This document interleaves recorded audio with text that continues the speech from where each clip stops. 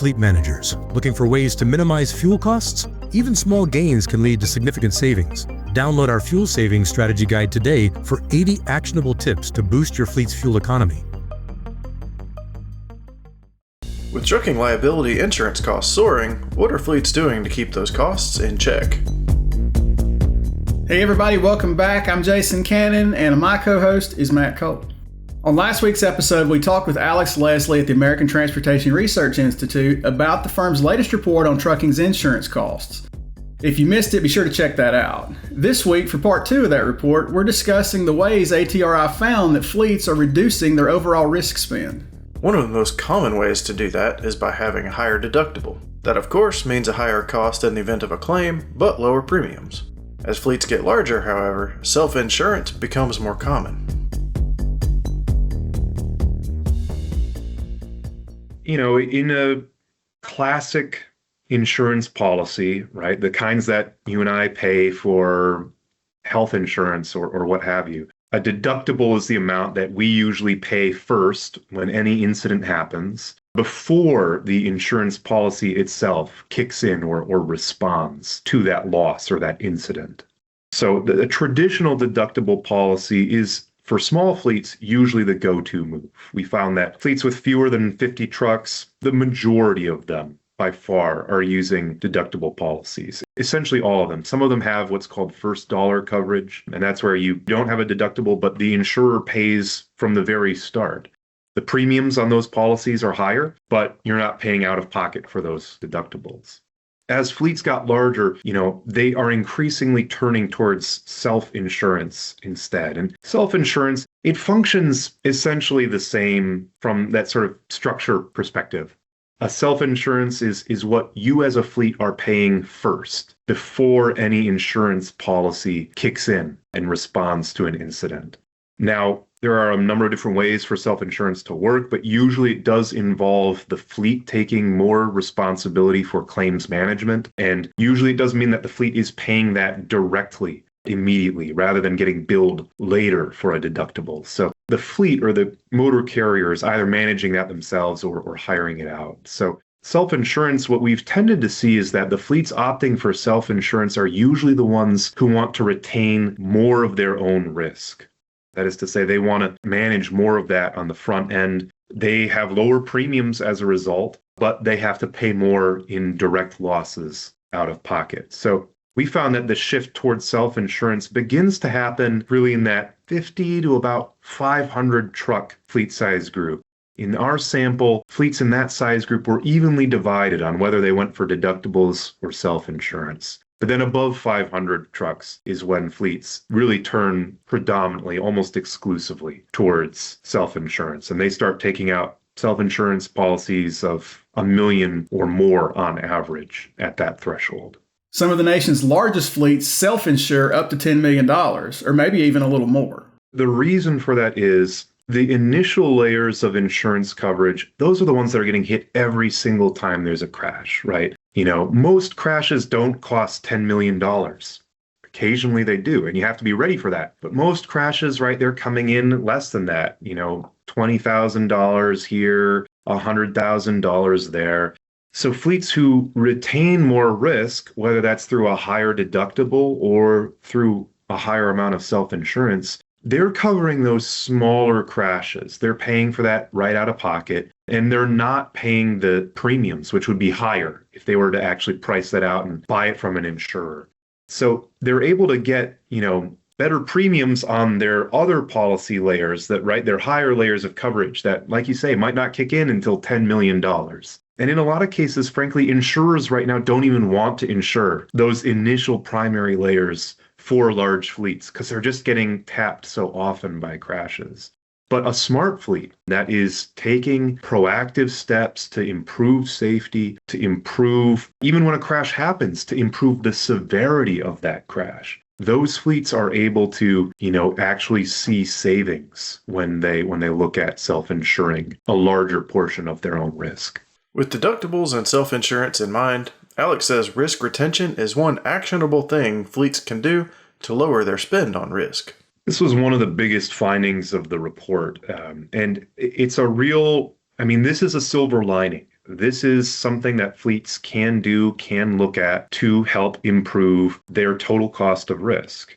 It's not an automatic, though. It means that you have to take the steps to improve your safety. But this is a real way that fleets can improve their total cost of risk. So we looked at it a couple different ways. And one was just looking at, okay, fleets that retain different percentage of risk, what does their total cost look like as a result? So again, you've got your deductibles, you've got your self-insurance. Those are all, covering a part of your risk. Those are all an amount of your risk that you are retaining. Right? You're retaining it in the sense that you're paying for that amount whenever there's a crash. So you might retain 1% of that. You might retain 5%. You might retain 10% of your initial primary risk. And what we found is that the more of that initial risk fleets retain, the lower their total cost of risk is. So if you're a fleet retaining just 1% of your primary risk, on average, in this data, we found that the total cost of risk was about 15.5 cents. So that's your premium cost, but then also whatever you're paying out of pocket for that deductible or potentially for that self-insurance. Now, if you were retaining, say, 5% of risk, that drops down to 12.5%. So an immediate 3 cent per mile saving. And again, your premium is dropping significantly because you're retaining more of that risk yourself, but your losses are increasing a little bit as well. So that breakdown does shift, but overall, it is a cost savings. Now, step that up one more. If you're retaining 10% of your primary risk, your initial layer of risk, then that average cost dropped down to 8.5 cents per mile. So again, 15.5 for 1% of retained risk, 12.5 cents per mile for 5% retained risk, 8.5 cents per mile for retaining 10% of risk. You're almost cutting that total cost of risk in half by retaining more risk yourself at the fleet level. That's a significant area of savings. And again, I always want to emphasize this. It doesn't just automatically happen. It's because fleets who are retaining more risk are looking at improving their safety. They're incentivized. Right? That's what you're doing. If you're retaining more risk instead of pricing it out to an insurer, you're incentivizing yourself. You're betting on yourself. And the fleets that did that did indeed see preferential outcome.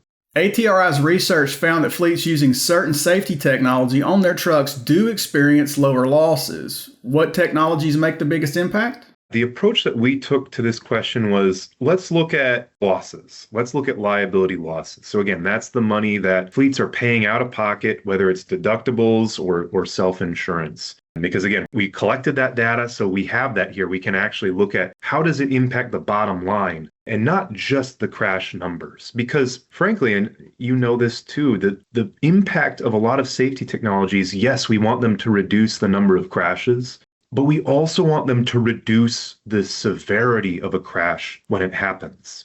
So that's not always present in the crash numbers, right? Was there a crash? Was there not? Whereas it does often play out in that loss dollar amount. So we found that when fleets deployed more of these safety techs on their fleet, they did indeed have a correlation with lower losses, a statistically significant correlation with lower losses. The biggest ones were forward collision warning, lane departure warning, and then collision mitigation systems. But we also found that there were, again, statistically significant correlations with automated emergency braking, blind spot detection, and adaptive cruise control. So all of these technologies will reduce per mile liability losses, and that's pretty significant. Finally, insurance captives are another avenue fleets are using to keep their insurance spend in check. Fleets are all looking for other ways to reduce their total cost of risk. And one way we've talked about that is safety technology. One way we've talked about that is retaining more of their own risk.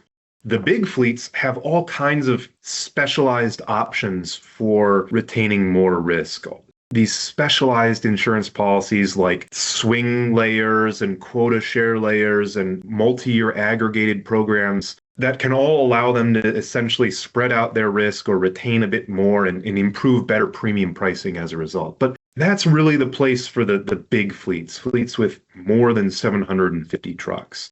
Well, what do you do if you're a safe fleet and you have fewer trucks than that, right? You can't go down that highly specialized policy road just yet. but you're doing all the right stuff. You're reducing your crashes, you're improving crash severity, you're really managing your risk. For those fleets, insurance captives are one option that can help reduce premium costs.